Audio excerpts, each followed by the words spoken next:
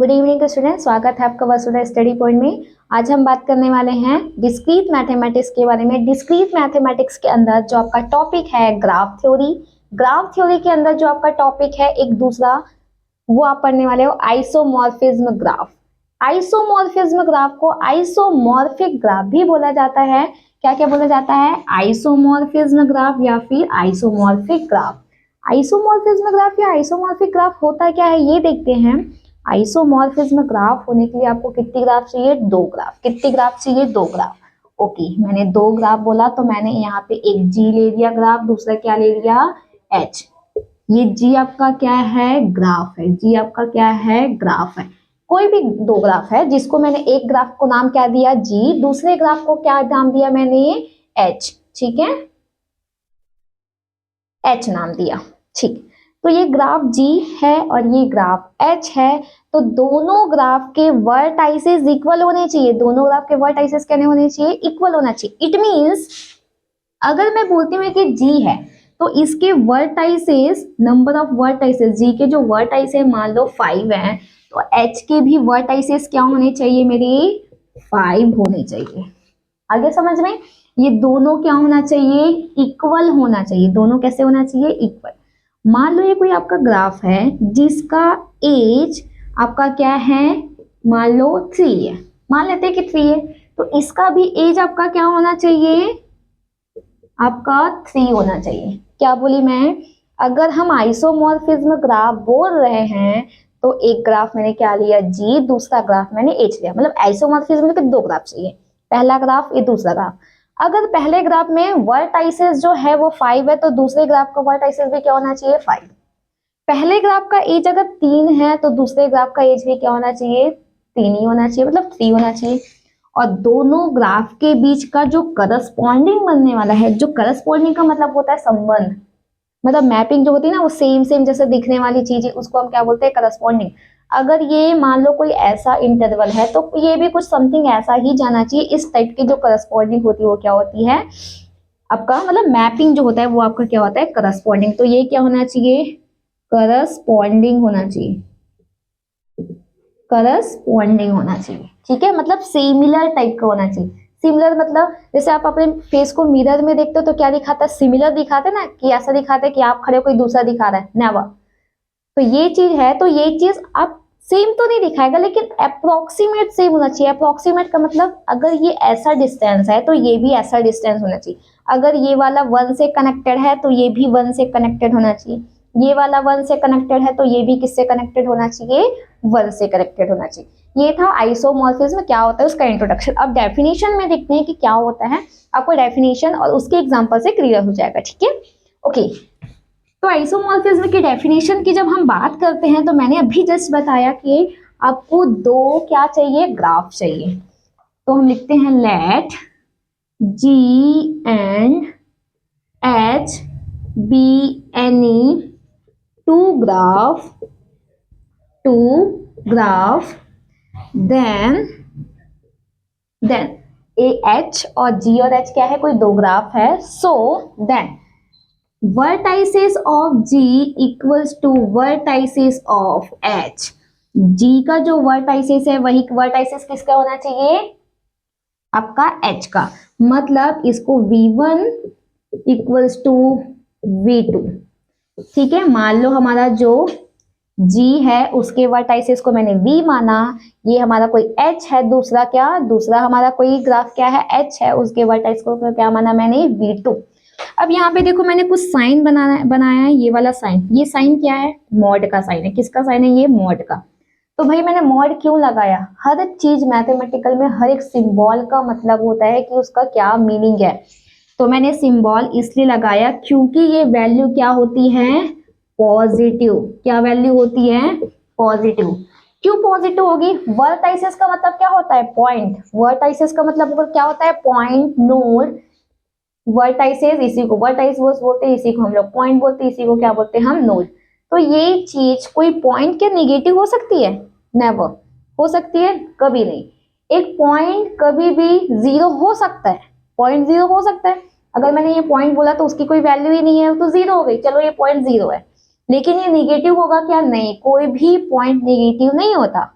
इसलिए वो किस में आएगा, मॉड में आएगा, और वही क्या है आपकी पॉजिटिव। सेकंड, ये फर्स्ट कंडीशन है आपका। सेकंड कंडीशन, एजेस जो है ग्राफ ऑफ जी के एजेस है वो एज किसके इक्वल होना चाहिए, ग्राफ एच के, किसके, एच के। मतलब जी के एजेस और एच के एजेस क्या होना चाहिए, सेम होने चाहिए। इट मीन्स मान लो मैंने इसको कोई इवन लिया, जी का एज क्या है, कोई इवन है, तो G2 का एच का एज क्या होगा, कोई E2 होगा, एच का एज क्या होगा, कोई E2 होगा। तो E1 equals to E2, E1 equals to E2। So E1 equals to E2, इसमें भी मॉड्स है, मॉड है कि नहीं है। अब ये मॉड क्या डिफाइन कर रहा है, एज का मतलब होता है एक पॉइंट से दूसरे पॉइंट के बीच की वैल्यू। एक पॉइंट है उसके दूसरे पॉइंट के बीच जो ये लाइन जाती है उसी को हम क्या बोलते हैं, एज बोलते हैं कि नहीं। तो ये बताओ डिस्टेंस कभी माइनस हो सकता है, नहीं। आप मान लो यहाँ पे खड़े हो, मान लो आप अपने कॉलेज में खड़े हो और आपको अपना घर जाना है, तो क्या वो डिस्टेंस माइनस में होगा, नहीं होगा ना, किस में होगा, प्लस में होगा। या फिर आप अपने घर में हो, आपको कॉलेज जाना है, तो वो डिस्टेंस के माइनस में होगा, नहीं, वो डिस्टेंस किस में होगा, प्लस में।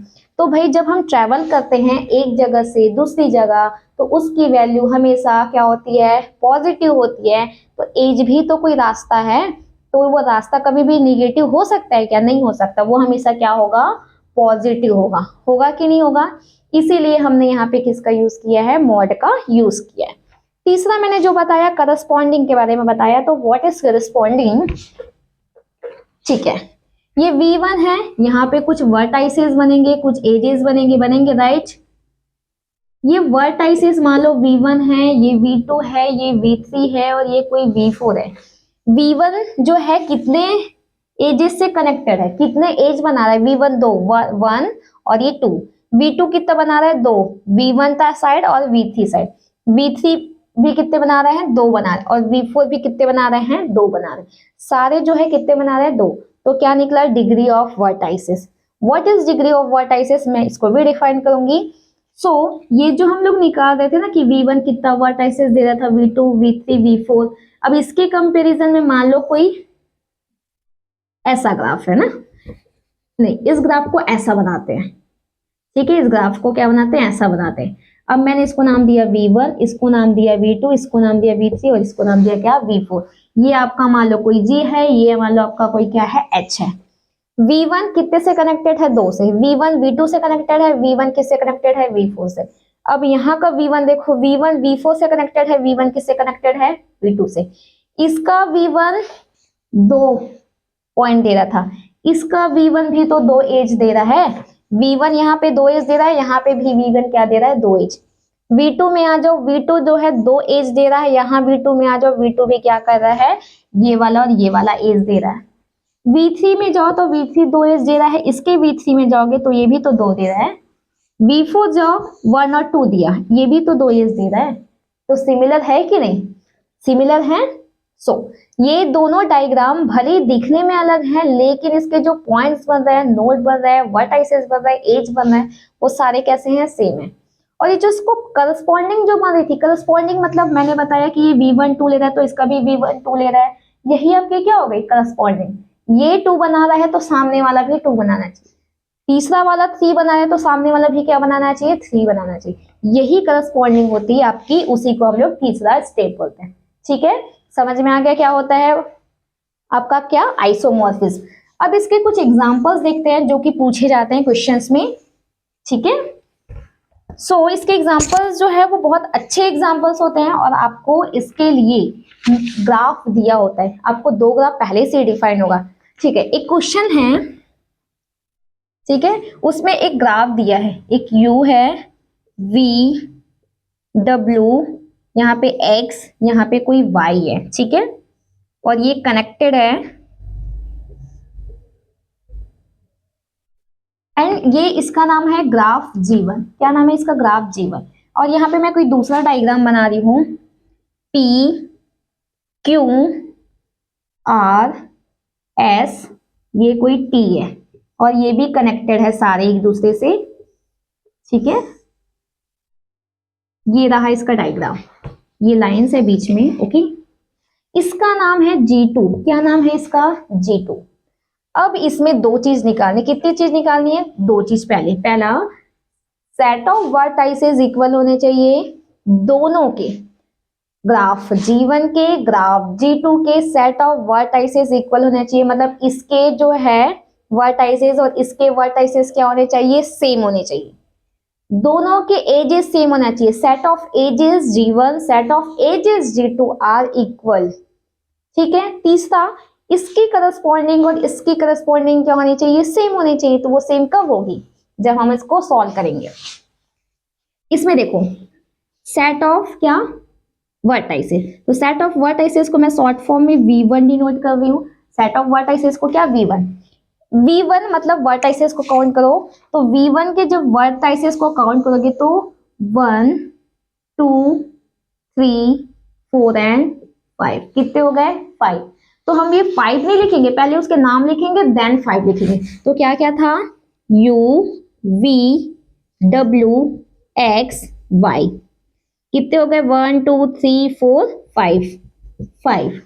तो number of vertices equals to 5 किसके लिए? V1। तो V2 निकालो यहां से। तो V2 equals to number of vertices P Q R S T। कौन कौन सा? P Q R S और T। 1 2 3 4 5 कितने हो गए? 5। V1 के जो वर्टाइसेस थे 5 थे, V2 के वर्टाइसेस भी क्या आ गए? 5 आ गए। इट मीन्स ये क्या बना? V1 equals to V2। But क्या लिखेंगे? मॉड में। क्यों लिखेंगे? क्योंकि इसकी वैल्यू हमेशा क्या होती है? पॉजिटिव होती है। सो ये हमारा क्या प्रूफ हुआ कि set of vertices V1 set of vertices V2। So G1 के वर्टाइसेस और G2 के वर्टाइसेस क्या है? सेम है। क्या है? सेम है।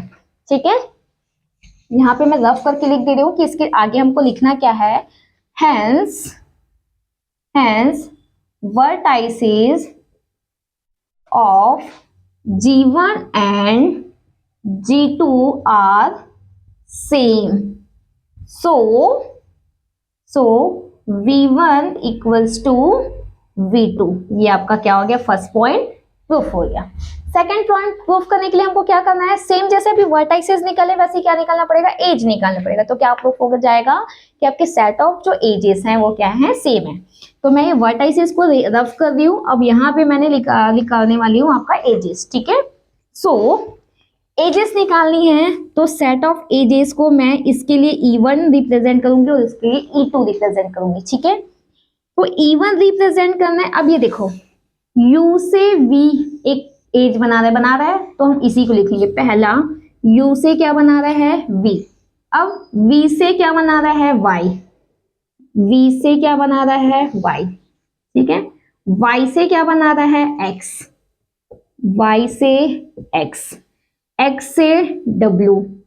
X से W। ठीक है। अब W से U। W से U। फिर U से क्या बना रहा है? एक X बना रहा है कि नहीं बना रहा है? U से X। ठीक है। 1 2 3 4 5 6 कितने हो गए? 6। Total number of vertices in E1 equals to 6। इस डायग्राम में टोटल नंबर ऑफ एजेस जो थे वो कितने थे? 6 थे। अभी मैंने लिख दिया काउंट करके, लेकिन यहाँ पे भी तो काउंट करना पड़ेगा ना कि 6 है कि नहीं। ये देखो 1 2 3 4 ये 5 6 ये सॉरी ये डायग्राम ठीक है। 1 2 3 4 5 6 ये वाला जो आपका लाइन है वो नहीं है। ठीक है। ये बस है। ठीक है। तो 1 2 3 1 2 ये आपका 3 हो गया, ये 4 हो गया आपका, और ये कितना हो गया? 5। एंड ये आपका हो गया क्या? 6। यहाँ पे भी देखो 6 है। ठीक है। तो आपका x से जो y बन रहा था, x से y, ये आपका नहीं है। x से y की जो आपका क्या है?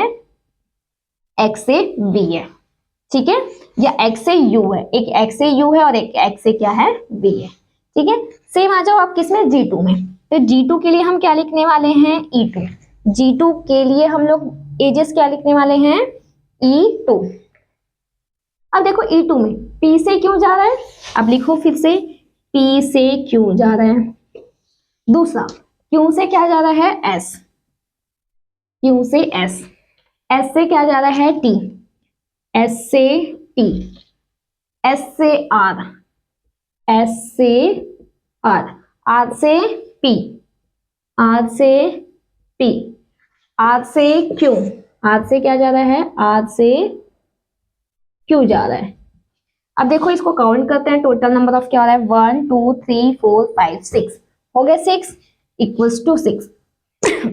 यहां पे भी सेम करते हैं, 1 2 3 4 5 और 6 हो गया 6। यहाँ पे भी 6 है, यहाँ पे भी 6 है, यहाँ पे भी आ गया 6 6। हमने एजेस G1 के लिए एजेस लिया जिसका नाम E1 लिया, G2 के लिए कोई एजेस लिया जिसका नाम क्या लिया, E2 लिया, और पूरे को हमने जब कैलकुलेट किया क्या आ गया, 6 और 6। 6 और 6 आया मतलब क्या आया, आपकी एजेस जो है वो सेम आ गए। तो आप क्या लिखोगे, hence the edges of G1 and G2 are edges of G1 and G2 are same. तो G1 and G2 are same, सो क्या होगा, E1 इक्वल्स टू E2, और E1 E2 को हम मॉड में लेंगे क्योंकि हमारा जो आने वाला एज है वो कभी भी नेगेटिव नहीं होगा, हमेशा क्या होगा, पॉजिटिव होगा, हमेशा क्या होगा, पॉजिटिव। तो ये हमारा क्या हो गया, क्या निकला हमारा, एजेस, एजेस क्या निकला, equal, hence the edges of G1 and G2 are same, same निकल गया, निकला। अब आगे हम क्या करने वाले हैं, फिर से करस्पॉन्डिंग निकालने वाले, क्या निकालने वाले हैं, करस्पॉन्डिंग। सो करस्पॉन्डिंग क्या निकलेगा, देखो ये हमारा G1 है और ये हमारा G2 है। करस्पॉन्डिंग निकालने के लिए हमको निकालना पड़ता है, पहली चीजें जो हम निकालते हैं, डिग्री ऑफ वर्टाइसिस। क्या निकालते हैं, डिग्री ऑफ वर्टाइसिस। अभी डिग्री ऑफ वर्टाइसिस क्या होता है, ये डायग्राम मैं फिर से बनाती हूँ, सिमिलर ये डायग्राम भी मैं फिर से बना देती हूँ साइड में, ठीक है, क्योंकि डिग्री ऑफ वर्टाइसिस निकालने के लिए स्पेस नहीं होगी। U V W X और ये Y, ठीक है, ये कनेक्टेड है एक दूसरे से, ये कनेक्टेड हो गया। अब सारे डायग्राम को कनेक्टेड अच्छे से करेंगे, ठीक है, और ये आपका P, ये आपका Q, ये आपका R, ये S और ये आपका T, इससे कनेक्टेड है, देन इससे इससे ये भी कनेक्टेड है, ओके, इतना कनेक्टेड है, ठीक है। इसका नाम क्या था, कोई G1, इसका नाम क्या था, कोई G2। अब मुझे निकालना है डिग्री ऑफ वर्टाइसिस। क्या निकालना है, डिग्री ऑफ वर्टाइसिस। तो यहाँ पे लिखते हैं degree of vertices, degree of vertices. Degree of vertices क्या होता है, देखो पहला हम डिग्री ऑफ वर्टाइसिस निकालेंगे G1 के लिए, दूसरा निकालेंगे किसके लिए, G2 के लिए। तो डिग्री ऑफ वर्टाइसिस, तो वर्टाइसिस U के लिए, वर्टाइसिस V के लिए, वर्टाइसिस W के लिए, वर्टाइसिस Y के लिए, वर्टाइसिस X के लिए। अब देखो ये कैसे आया, 1 2 3 4 5, कितने हैं, 5, 1 2 3 4 5, ये 5 क्या है आपके वर्टाइसिस। तो सारे वर्टाइसिस के लिए क्या निकलेगी, डिग्री ऑफ वर्टाइसिस। क्या निकलेगी, degree of vertices. Degree of vertices क्या होता है, ये देखो, U आपका कोई वर्टाइसिस है, मतलब आपका क्या है, कोई वर्टाइसिस। तो इस वर्टाइसिस से कितनी एज जा रही है, मान लो एक वर्टाइसिस U है, तो इस U से ऐसे कितनी लाइन निकल रही है, वही आपका क्या होता है, डिग्री ऑफ वर्टाइसिस। तो U से देखो कितनी लाइन जा रही है, 3, 1 2 और 3, तो डिग्री ऑफ U क्या हो गया, 3। अब यहाँ आ जाओ W में, W से कितने वर्टाइसिस एजेस जा रहे हैं, 1 और 2, कितने जा रहे हैं, 2, तो यह क्या हो गया, 2। अब V को देखो, V से कितनी एज जा रही है, 1 2 और 3, तो क्या हो गया, 3, ठीक है। Y को देखो, Y से कितनी जा रही है, एक ही जा रही है, तो ये क्या हो गया, 1। X को देखो, X से कितना जा रहा है, 1 2 और 3, तो ये क्या हो गया आपका, 3, ठीक है। अब G2 के लिए निकालो, तो V P V Q V R V S we T, ठीक है, निकल गया सभी के लिए। ओके, वीपी, पी को देखो, पी से कितना कनेक्टेड है 2, तो क्या हो जाएगा 2। क्यू से कितने कनेक्टेड है 1 2 और 3, तो क्यू के लिए क्या हो जाएगा 3। आर, आर को देखो कितना कनेक्टेड है 1 2 और 3, कितना कनेक्टेड है 3। एस से कितने कनेक्टेड है 1 2 और 3 3। टी से कितना कनेक्टेड है, एक ही कनेक्टेड है जो कि एस में जा रहा है, तो ये हो गया 1। हो गया कि नहीं हुआ, यस। अब निकालना है मेन काम जो आपको करस्पॉन्डिंग, क्या निकालना है, करस्पॉन्डिंग, करस्पॉन्डिंग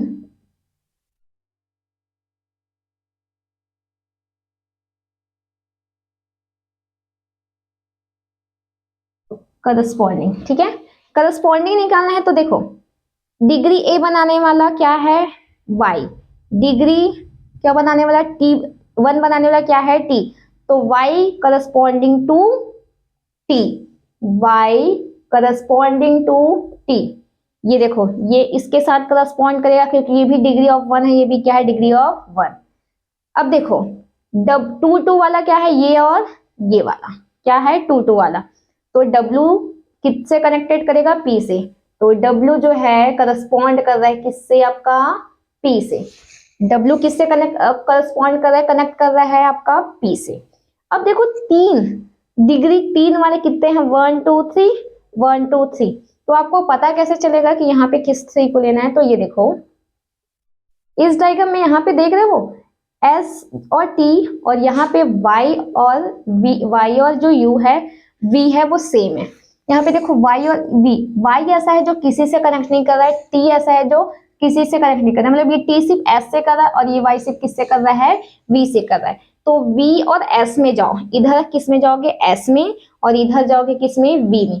ये तीनों सेम डिग्री दे रहा है तो करस्पॉन्डिंग ऐसी होगा, मतलब सिमिलर टाइप का, मैंने बोला था क्या सिमिलर टाइप का। इसमें देखो ये भाई इससे जो कनेक्ट हो रही है y है, इससे जो कनेक्ट हो रही है वो t है, तो t और किसी के साथ नहीं बना रहा है और ये y और किसी के साथ नहीं बना है, तो v और s क्या हो जाएगा करस्पॉन्डिंग, v से आपका s एक करस्पॉन्डिंग।